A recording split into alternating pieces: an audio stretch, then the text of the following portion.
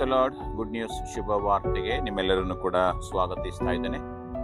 ಈ ದಿನದ ವಾಕ್ಯ ಭಾಗಕ್ಕಾಗಿ ವಿಮೋಚನಾ ಕಾಂಡ 33ನೇ ಅಧ್ಯಾಯ 15ನೇ ವಚನ.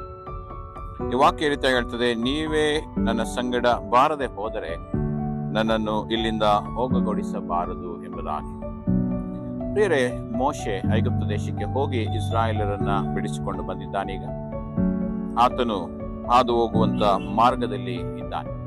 ದೇವರು ಆತನಿಗೆ ವಾಗ್ದಾನ ಕೊಟ್ಟ ಹಾಗೆ ಇವರೆಲ್ಲರನ್ನ ನೀನು ಕಾನಾನ್ ದೇಶಕ್ಕೆ ಕರೆದುಕೊಂಡು ಬರಬೇಕು, ವಾಗ್ದಾನ ಮಾಡಿದ ದೇಶಕ್ಕೆಂಬುದಾಗಿ ದೇವರು ಹೇಳಿ ಕಳಿಸಿದ್ದಾನೆ.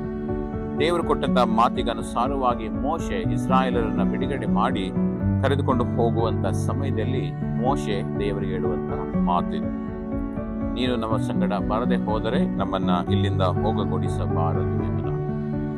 ಪ್ರಿಯರೇ, ಮೋಶೆಯಲ್ಲಿದ್ದಂತ ನಂಬಿಕೆಯನ್ನ ಇಲ್ಲಿ ನಾವು ನೋಡ್ತಾ ಇದ್ದೇವೆ.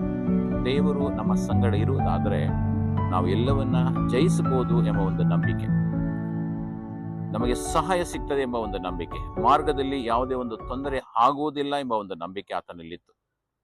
ಅದೇ ರೀತಿಯಲ್ಲಿ ಈ ಮುಂಜಾನೆ ಕೂಡ ಪ್ರಿಯರ ಈ ವಾಕ್ಯವನ್ನು ಕೇಳಿಸಿಕೊಳ್ಳುವಾಗ ನಮ್ಮ ಒಬ್ಬೊಬ್ಬರ ಹರಿಕೆ ಕೂಡ ಇದಾಗಿರಬೇಕು.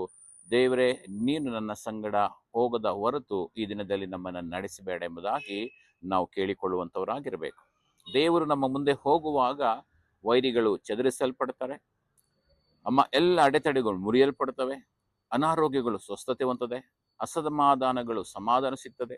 ಹೀಗೆ ದೇವರು ನಮ್ಮ ಮುಂದೆ ಹೋಗುವಾಗ ಅನೇಕ ಅದ್ಭುತಗಳನ್ನ ನಾವು ಕಾಣುವುದಕ್ಕೆ ಸಾಧ್ಯವಾಗ್ತದೆ. ಹೇಗೆ ಮೋಶೆ ದೇವರನ್ನ ಕೇಳಿಕೊಂಡನೋ ಹಾಗೆಯೇ ನಾವು ಇವತ್ತು ಮುಂಜಾನೆ ದೇವರನ್ನ ಕೇಳಿಕೊಳ್ಳೋಣ.